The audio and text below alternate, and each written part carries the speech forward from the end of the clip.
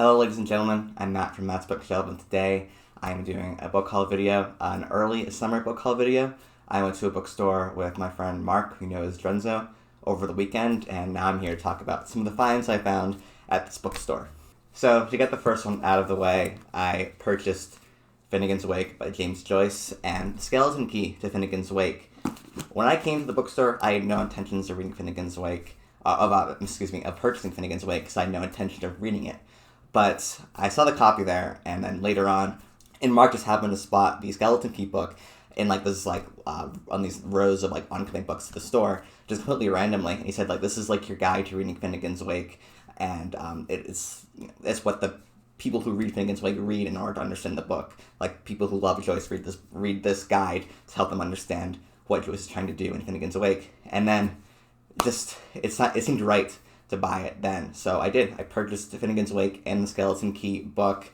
I've gotten a lot of subscribers in the past year, so you may not know, but I did do a series in which I read all of James Joyce's works leading up to Ulysses, called Road to Ulysses. It's on my YouTube channel. I have a playlist for it, and I plan on ending with Ulysses because I heard that Finnegan's Wake is just very, very difficult, but in that moment, it just seemed right to buy it.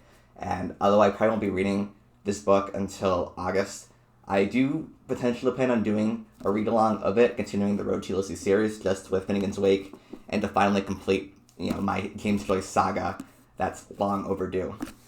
Next up, I have Nada by Carmen Laforet. I've never heard of this book before until someone brought it up in a Discord chat that I'm in, and it's a postmodernist Spanish book about a woman in Barcelona in during the era of the Civil War, in which fascism took over the government system at the time. And because I went to Spain, I wanted to read more about Spanish literature, and I think that this book would be a perfect addition to my collection of Spanish novels, which is very limited right now, but I think this is a pretty big one over there, and I'm really excited to read it at some point. Probably, maybe this summer. I can't really guarantee that, though, because I have a lot of books I need to read, but I've been searching for this book for a little while, actually. Every bookstore I go to, I try to find it, but so far to no success. And then randomly, I went to the bookstore with Mark and found it by some miracle. And yeah, seems like it's fate. Next up, I have Man of the Renaissance, which is just a biographical take on a bunch of major figures during the Renaissance. So you have Machiavelli, you have Pope Alexander, you have a bunch of different Castiglione, Aretino, and a ton of other major figures in the Renaissance at the time. And I normally probably wouldn't have picked up this book because although I'm interested in the Renaissance, it's not something that I immediately want to read. But I plan on going to Italy this summer, so I picked this book up because when I'm with my friends, I can brag about how much I know about the Italian Renaissance at the time. And I'm pretty interested in Machiavelli too. I actually went to his estate back in 2016 when I was in Italy, and Tyler Colors Hundwayne was with me too, asking about that if you want to. I think I have a video where I talk about that story, but I don't remember which video it is, so good luck finding that. But I'm super excited to read this book. I will definitely be reading this within the next month or so, or at least parts of it, because again, I'll be going to Italy in the coming months, and I want to be more prepared for it intellectually for when I go. Here I have Tiberius, the Resentful Caesar. So my birthday was actually a few weeks ago, and Mark got me this book and my next book as well.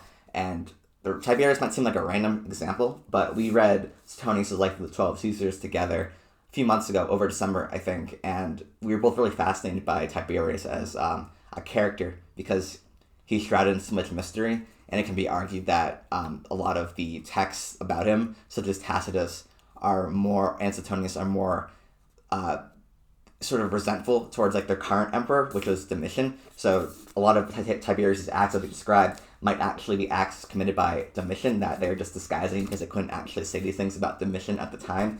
So Tiberius seems to be a very overlooked and misunderstood figure in Roman history. So I really want to read this book, and I want to know as much about the Tiberius character as possible because if you do read Suetonius and Tacitus, mainly Suetonius, you know that he is a very capable military leader during Augustus's reign, and then all of a sudden when he takes the title of emperor, when Augustus dies, things go off the rails, and lots of people die and lots of really horrible acts are committed.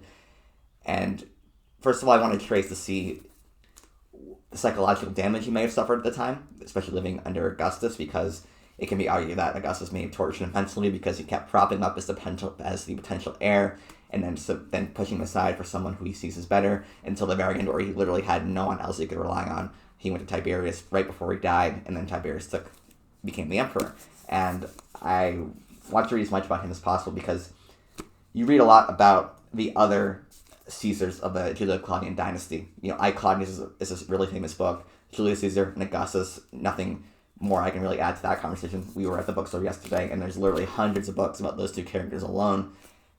Caligula is infamous, Nero's infamous, and Tiberius, I think, is the one who is most overlooked out of that dynasty. And I could potentially see myself doing videos on Tiberius as well as I read more into it, but this is going to be a really good book, I think. And then finally, Ronald Sims, The Roman Revolution. Mark, this is another present from Mark. He read this book, and he absolutely loved it. He was completely blown away by it. He was hyping it up to me for a long time, and I finally have a copy.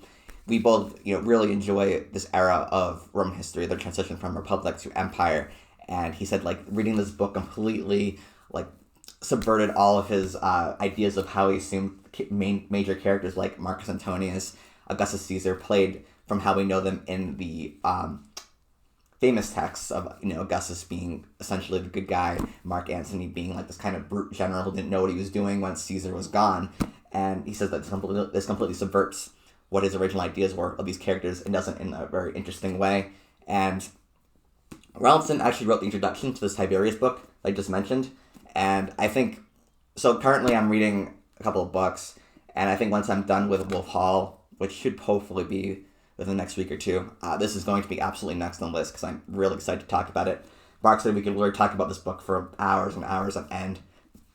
And I really, really look forward to doing that because I love this era of Roman history and I want to learn as much about it as possible. And I really want to see this new perspective on this really major era of Western history.